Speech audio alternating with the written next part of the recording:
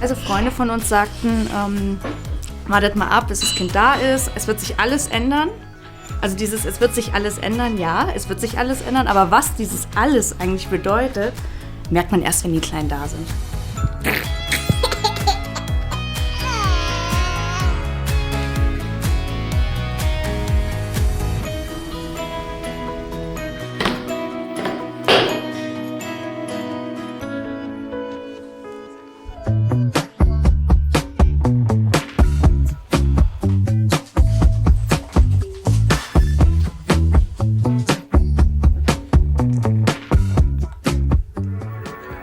So, kleines Update jetzt aus dem Krankenhaus.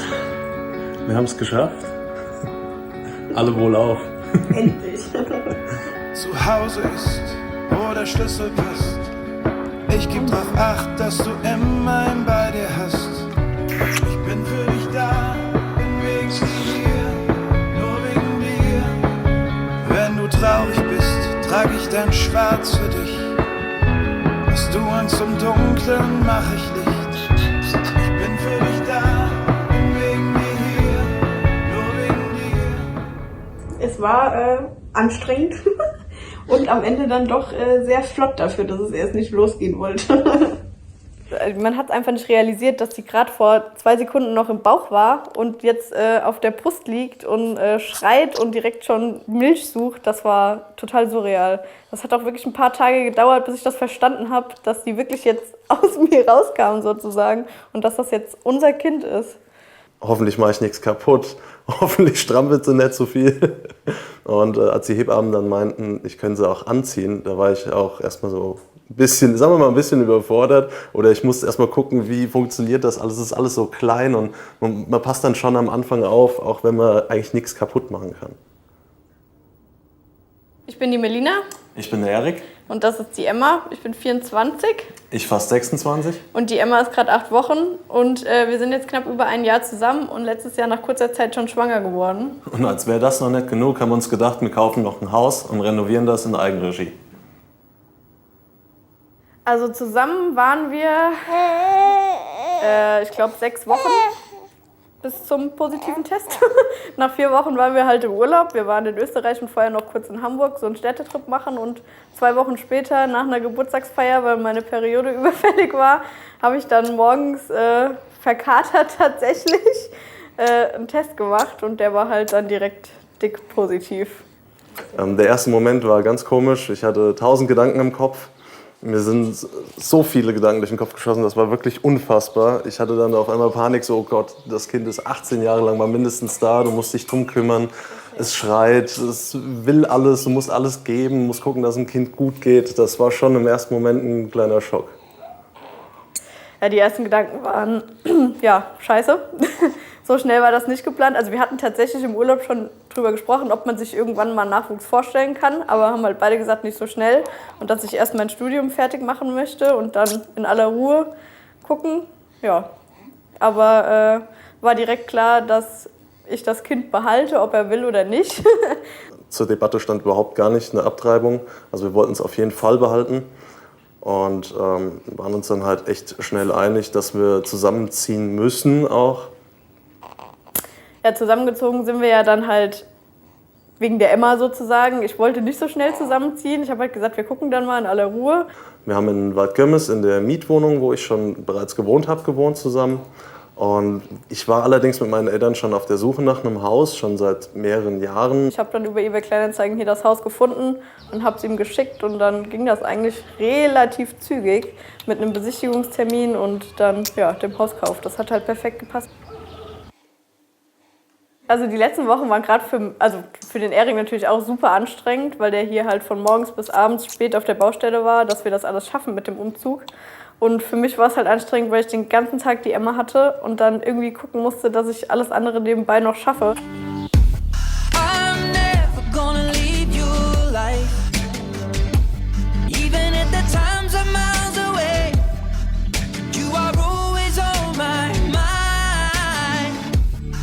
Eigentlich bin ich noch im Wochenbett, aber wir müssen umziehen ins Eigenheim. Und wir müssen eigentlich nur noch so die Möbel dann rüber schaffen, wenn denn der Rohbau mal abgeschlossen ist, weil da fehlt noch ungefähr alles.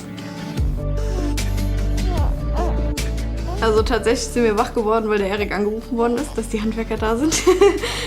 Das war gegen 8 und dann hat die Emma noch geschlafen. Ich habe in der Zeit geduscht und ja, dann mache ich meistens Frühstück und still dabei schon die erste Runde. Und dann zieht sich das so durch den ganzen Tag, dass wir uns von Stillmahlzeit zu Stillmahlzeit hangeln. Also es ist schon heftig. Ich kann die halt nicht mal jemandem in die Hand drücken, wenn ich mal auf Toilette muss oder so, sondern ich habe die immer dabei. Und das zehrt schon ganz schön. Vor allen Dingen nimmt die auch keinen Schnuller. Wenn sie dann beruhigt werden will, geht es wieder in die Brust. Das ist schon heftig momentan.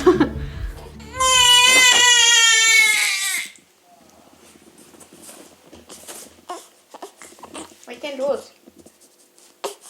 Ha? Oh, du armes Kind. Ja, also es ist schon super anstrengend. Der Erik hat halt in der ersten Wochenbettwoche soweit alles grob schon mal gepackt gehabt, dass ich nicht so viel machen muss. Aber das, was jetzt noch liegen bleibt, ist halt eine Hand an der Emma. Entweder ist sie in der Wippe, wenn man gleichzeitig wippt, oder halt in der Trage, wo die Hand dann noch dran sein muss, weil sie mit dem Kopf hin und her wackelt. Also es ist schon alles einhändig. Auch gefühlsmäßig hat es mich schon ein bisschen umgehauen zwischendurch, dass ich dann einfach mal hier gesessen habe und geheult habe, weil es einfach super viel ist. Gerade jetzt in den ersten Wochen, wenn sie noch so klein ist, wenn man schon so viel mit der zu tun hat und mit der Hormonumstellung dann noch von mir. Also es ist schon heftig.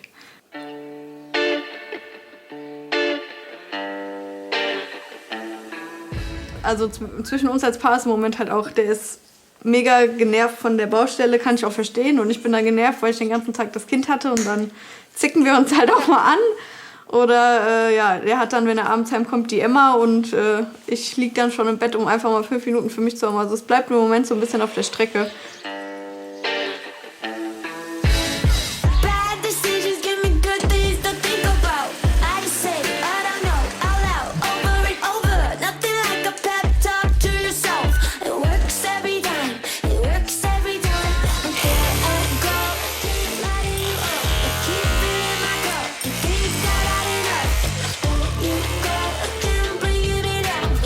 Guten Tag.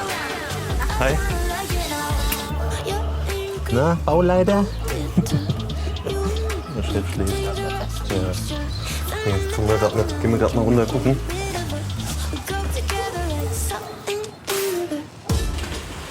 Guck mal hier bei der Eltern. Jetzt noch die Unterverteilung, die müssen wir rausstellen. Was mache ich jetzt noch? Oben die Jungs haben die Heizkörper zugemacht. Dann mache ich noch über den Rollladenkästen die Sachen raus. Ich bin einerseits ein bisschen traurig, dass ich nicht ganz so viel Zeit habe mit der kurzen. Andererseits ist es halt auch so, sobald ich abends heimkomme, also mit das Erste, was ich mache, ich begrüße, ich nehme erstmal die Kleine auf den Arm und sage halt Hallo und gucke, wie es ihr so geht, frage, was sie den Tag über so gemacht haben, die zwei. Ja.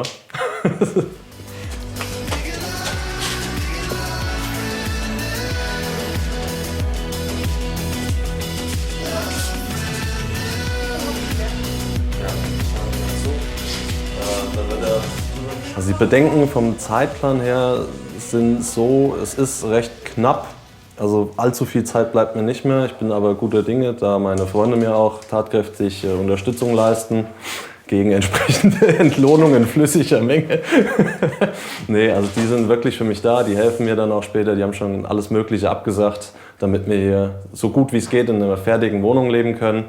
Andernfalls haben wir uns aber auch schon abgesprochen, dass wir zur Not wirklich nur den Schlafraum erstmal fertig bekommen, dass wir ein ordentliches Bett da stehen haben und die Zeit dann schon mal so überbrücken können.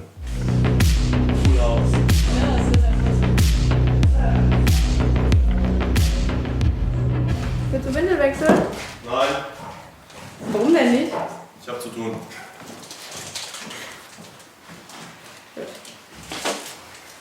Also es ärgert schon manchmal, dass, weiß ich nicht, wenn ich mal keine Lust habe, Windel zu wechseln, dass er das dann in dem Moment nicht macht oder nicht. Ja, Windel wechseln ist eh so ein Ding. Das ist schon, oder baden oder sowas, das mache ich halt meistens auch dann alleine, weil bis der nach Hause kommt, brauche ich ja auch nicht mehr baden. Das ist schon manchmal ein bisschen nervig, aber ist halt im Moment. Kann es eh nicht ändern. Du viel Spaß. Hallo. Also ich finde Wickeln auf der Baustelle jetzt gar nicht so schlimm, weil wenn ich unterwegs bin, muss ich ja sowieso auch irgendwo an. Oh. Ja.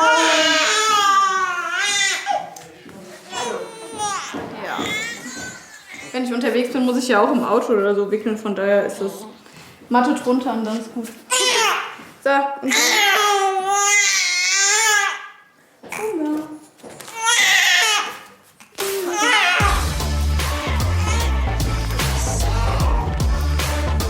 Einen gewissen Druck habe ich, weil ich ja zum Ende des Monats die Mietwohnung schon gekündigt habe und ich will ja auch zeitnah hier rein, deswegen muss ich gucken, dass ich organisatorisch alles so weit regle, dass das läuft. Und ich bin wirklich froh, dass ich hier den Monat Elternzeit habe und Zeit habe, hier das Haus zu renovieren. wir ziehen tatsächlich ohne Umzugsunternehmen um. Also Erik macht das mit Freunden und halt ich mache so viel, wie ich kann und darf. Und ja, wird halt anstrengend. Zu Hause ist, wo der Schlüssel passt. Ich geb drauf Acht, dass du immer ihn bei dir hast. Ich bin für dich da. Emotional ist es halt so, ich habe immer ein gewisses Puffer gehabt an Geld. Und das ist jetzt eigentlich so das allererste Mal, dass ich sage, okay, das Konto war komplett leergeräumt. Also habe ich schon ein mulmiges Gefühl. Deswegen haben wir jetzt auch gesagt, wir müssen jetzt einen Baustopp machen. Erstens, weil wir kein Geld mehr haben und zweitens muss jetzt erstmal ein bisschen Puffer wieder angeschafft werden.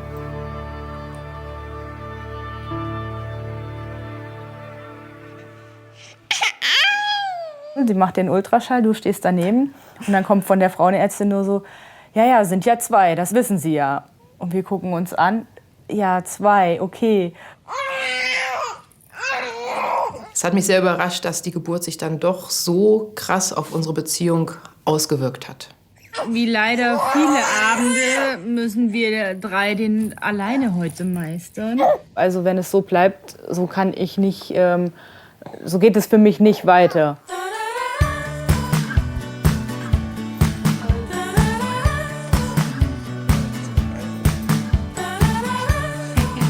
Ich bin Sabrina. Ich bin Saskia. Henry und Theo sind jetzt 5 Monate alt. Wir wohnen in Wanfried-Altenburschler. Heute ist ein guter Tag. Die Kinder sind fröhlich und vergnügt auf der Krabbeldecke. Hast du das? Guck mal da. Guck.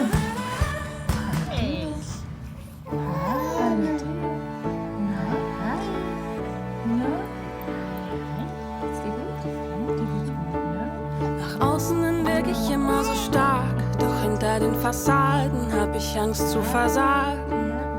Nächtelang schau ich dir heimlich zu, pass auf, dass dir nicht kalt ist und du zugedeckt. Henry ist unser Zweitgeborener. Also wir haben einen Spitznamen für ihn. Wir nennen ihn Happy Henry und das passt auch eindeutig zu ihm. Er lacht, er ist fröhlich, wenn er aufwacht. Er ist nicht irgendwie schlecht gelaunt, sondern eigentlich empfängt er uns immer mit einem Lachen. Es hat lange gedauert, bis wir tatsächlich so ein bisschen Babyspeck an ihn rangefüttert hatten. Er ist unser Turner, hatte 2 Knoten in der Nabelschnur und wir sind total glücklich, dass das alles so gut gegangen ist bei der Geburt. Also wenn ich dran denke, ja, beschreib mal deine Kinder, dann wird's mir total warm ums Herz.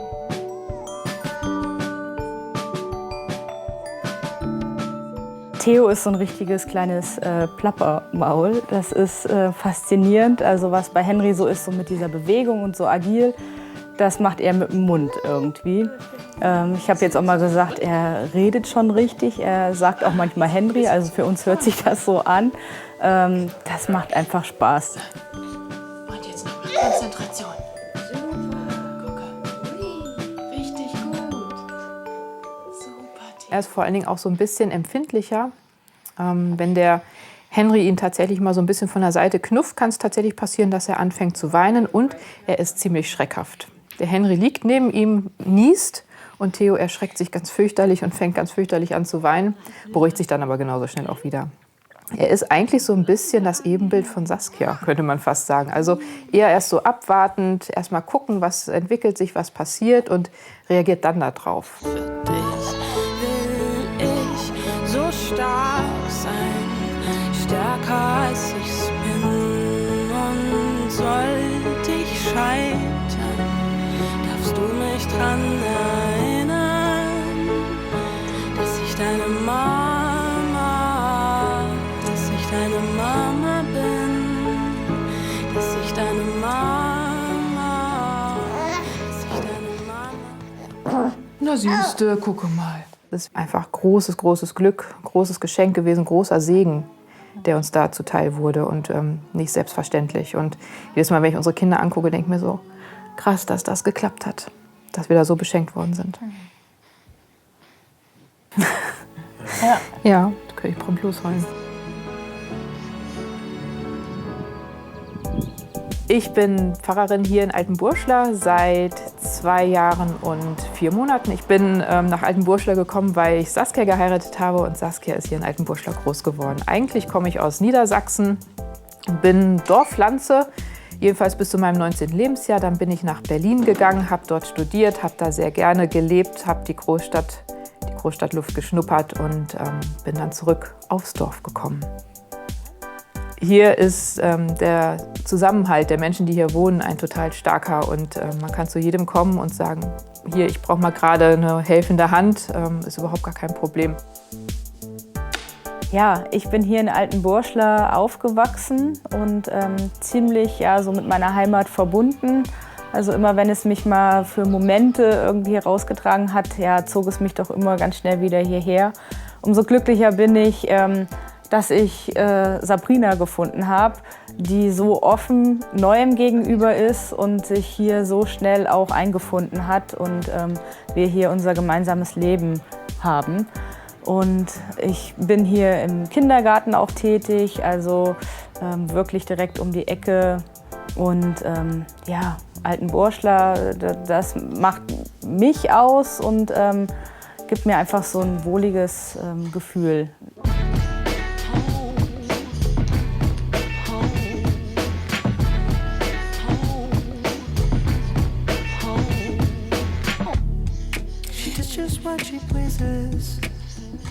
Das war von Anfang an ein großer Wunsch von uns beiden. Wir kannten uns noch nicht so lang, aber da haben wir ziemlich schnell gesagt, dass ich gerne ein Kind oder Kinder haben möchte und bei Sabrina war es genauso.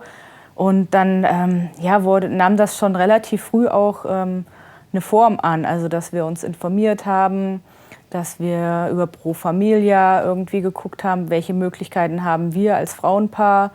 Und dann haben wir uns halt Informationen eingeholt und dann fand auch schon bald ein erstes Gespräch in der Kinderwunschklinik statt.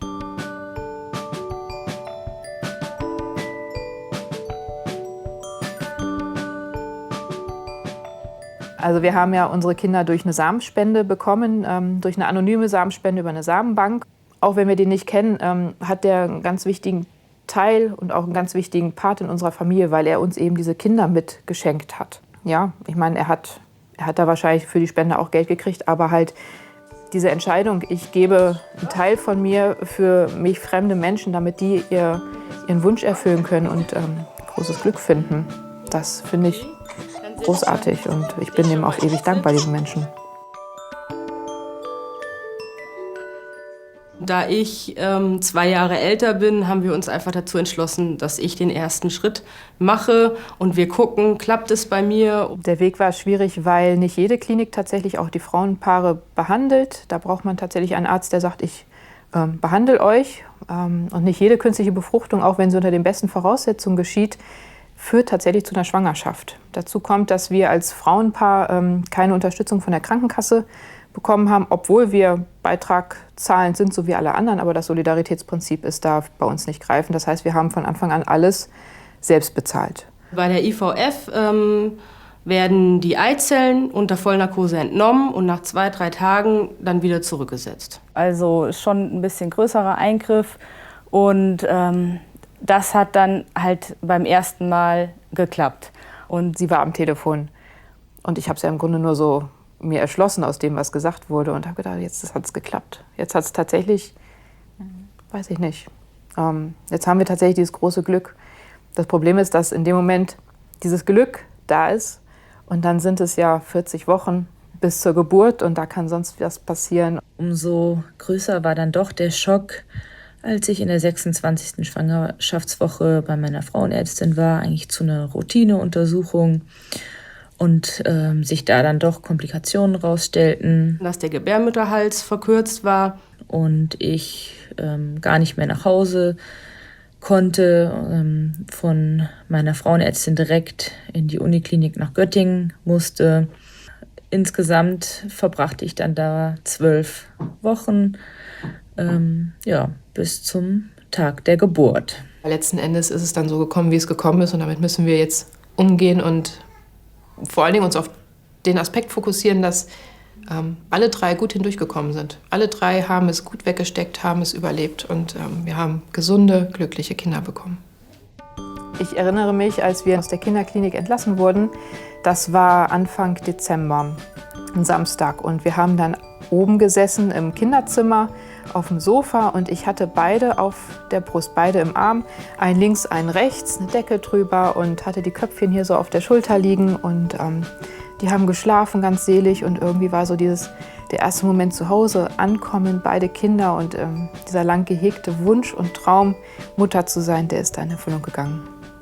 Ich musste mich definitiv nach diesen 3 Monaten erstmal zu Hause selber wieder reinfinden. Und dann war ja komplett alles neu. Also das, ist ein krasses Gefühl, irgendwie morgens zu gehen und nach 3 Monaten und einer Jahreszeit später wieder nach Hause zu kommen. Und zwar zu 4. Und dann zu 4 zu sein. Also ich war sehr gestresst am Anfang und hatte das Gefühl, ich muss hier immer sauber machen, ich muss noch aufräumen, ich muss dies noch machen, jenes noch machen. Ich meine, du bist aber auch ein Mensch, der es dann auch gerne so hätte, wie du es machst eben. Also du machst Sachen und nur so ist es dann auch ordentlich gemacht. Mir Aufgaben zu übertragen fällt dir auch schwer und dann zu sagen, so wie ich es mache, ist es dann gut. Das war in der ersten Zeit, in den ersten Wochen wirklich extrem. Ja, meine Angst war tatsächlich, überstehen wir das? Manchmal so abends alleine im Bett liegend und irgendwie grübelnd. Dann hat es halt schon, kann man sagen, richtig geknallt. Ja. Dann sind viele Tränen geflossen. Meine größte Angst war, dass sie die Kinder nimmt und geht.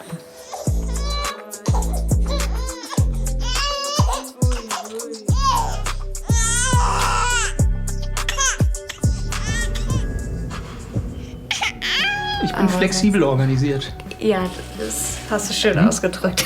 Hi, wir sind Sarah. Sebastian. Und das ist Max. Und Max ist 9 Monate alt. Der kleiner Mann.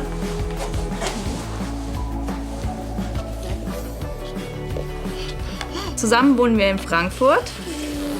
Und wir sind die Familie Lüthers. Ja, wie das so ist. Wir waren mit dem Kleinen raus aus dem Krankenhaus, ins Auto rein, sind hier angekommen. Alles wunderbar, das hat er sehr gut gemacht, die Fahrt nach Hause. Ja, schwierig wurde es dann tatsächlich dann am Abend, weil man ist dann ganz alleine mit so einem Neugeborenen und er wollte halt natürlich nicht schlafen und fing wirklich fürchterlich an zu schreien und es hat alles irgendwie nicht funktioniert mit Stillen, mit Schuppeln, mit Tragen. Ja, also es führte regelrecht zur Kernschmelze, aber sie hatte die richtige Eingebung und kam zurück und hat ihn dann am Ende auf den Bauch gelegt und dann auf einmal hat er geschlafen und alles war fein.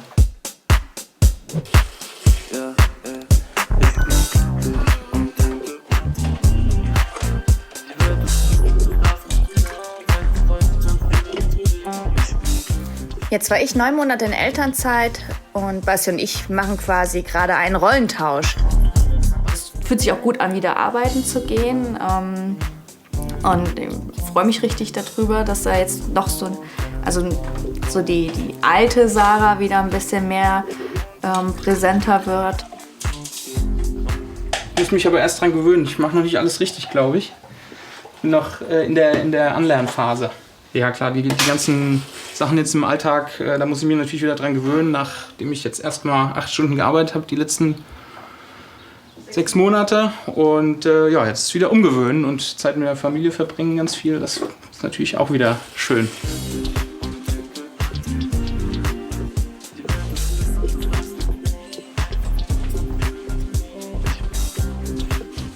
Wir haben uns in Hamburg kennengelernt, ganz klassisch, unromantisch, über eine einschlägige Handy-App haben uns damals getroffen. Tatsächlich meinte meine damalige Teamleitung, sie sucht mir jetzt mal einen anständigen Typen und hat ihn gematcht. Und sie hat ihn dann gefunden und das Profil sprach sie sehr an. Und die Kollegin und sagte dann so, und mit dem triffst du dich. An einem Obststand. Das erste Mal gesehen. Genau. Ja, es war relativ schnell klar, dass es passt. Dass das ganz gut passt. Ja, und dann tatsächlich relativ schnell, nach einem halben Jahr oder so, sind wir schon zusammengezogen in Hamburg, in unserer kleinen Wohnung, 50 Quadratmeter. Altbau. 4. Stock, viel Schleppen. Aber es war schön. Jo. Wir haben es uns gemütlich gemacht und genau. Ich habe die Wohnung das erste Mal gesehen und dachte mir, den kann ich nicht gehen lassen. Die Wohnung ist so schön. Nein, Danke. Spaß. Ja, genau. Genau. Ja, und 5 Jahre später haben wir dann tatsächlich hier in Frankfurt auch geheiratet, am Römer. All for you, my whole life all for you. We were living in a dream. One day we loved the truth. And all for you, my whole life all for you.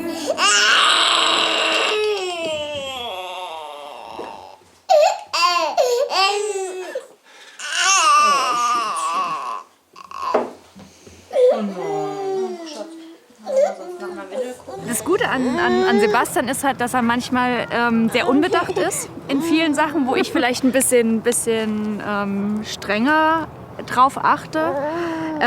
Was ihm natürlich viel unbekümmerter an manchen. Also ich bin da manchmal sehr verbissen und sehe das sehr protokollarisch eng. Und er geht viel lockerer an die Sachen ran. Max, Schätzchen, guck mal. Max, oh nein. Das gibt Ärger von der Mama. Uiuiuiui. Ohne Lätzchen.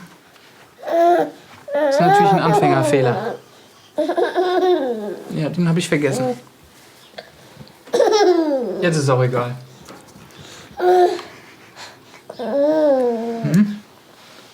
Dein Pullichen war heute Morgen auch schon ein bisschen dreckig. Max.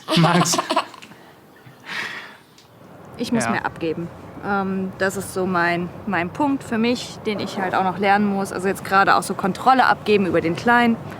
Ich meine, wir waren jetzt 9 Monate 24/7 zusammen. Und ja, es fällt mir dann doch schwer, so ein bisschen ihn dann so komplett Basti zu überlassen. Man greift dann doch immer kontrollierend manchmal ein.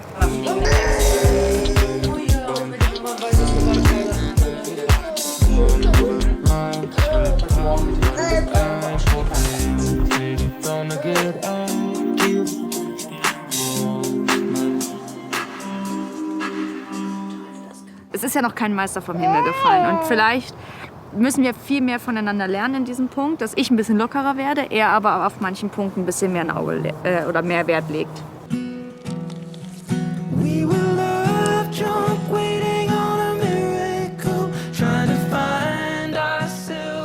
Ja, das ist die Erinnerungskiste, wo wir so die schönsten Sachen, die ersten Sachen von Max aufbewahren. Wir haben zum Beispiel seinen ersten Body, den haben wir extra gekauft für das Announcing, was wir bei Freunden und der Familie gemacht haben. Den hat er auch auf den ersten Fotos angehabt.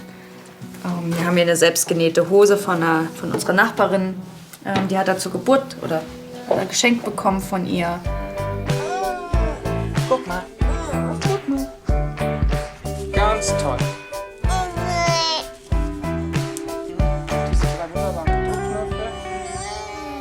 Basti hat Max drüben am Wickelbereich fertig gemacht, sauber gemacht. Und ich stehe nur in der Tür vom Wohnzimmer und sehe nur, wie es im hohen Strahl, wie Max da Pipi macht. Und ich musste so lachen. Es war so eine lustige Situation einfach, wie der Max dann da lag und im hohen Strahl den Papa angepullert hat. Ne?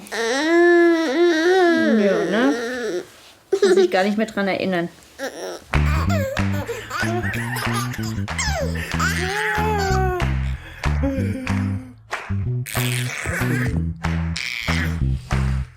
Wenn er aus tiefstem Herzen lacht und einen anstrahlt, er kann wirklich so lieb gucken und strahlt einen an, da geht einem das Herz auf.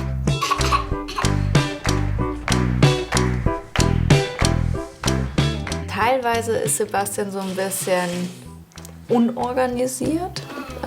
So dieses, ja gut, wir sind jetzt mal mit Freunden verabredet. Ja, wann denn? Ja, wie denn? Ja, wo denn? Also Es ist besser geworden in den letzten Jahren, aber Kalender pflegen, also wenn man irgendwie Termine abspricht, dann fiel ein, da bin ich ja unterwegs, okay. Und, ich bin flexibel organisiert. Ja, das hast du schön ausgedrückt. Alexa, Arbeitsplatz einschalten.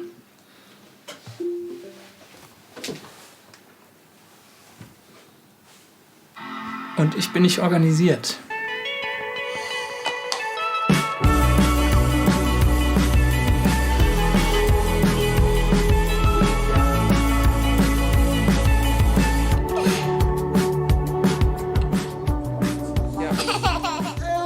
Also es tut gut, sich diese bewussten Auszeiten zu nehmen und auch was für sich zu tun und nicht irgendwie unterwegs sein im Auftrag der Familie. Ich gehe dann jetzt. Dann viel Spaß. Dankeschön, ihr zwei. Tschüss. Tschüss. Tschüss. Tschüss, tschüss. Wann kommst du wieder? Ich denke mal so gegen 9. Es ist eher die Situation nicht kontrollieren zu können. Ja, ich war mit den Gedanken natürlich sehr oft bei Basti und Max und habe mich gefragt, ob Max weint oder ob Basti mit der Situation klarkommt. Hallo, ich melde mich aus dem Krankenhaus. Ich hatte heute einen starken, akuten Blutverlust. Meine Tochter, die Isabella, die stand vor mir und hat gesagt, Mama, hast du Aua, hast du Aua? Sodass wir den Krankenwagen rufen mussten. Der hat mich liegend mit Tatütata abtransportiert, ab nach Lich, wieder in die Klinik zurück.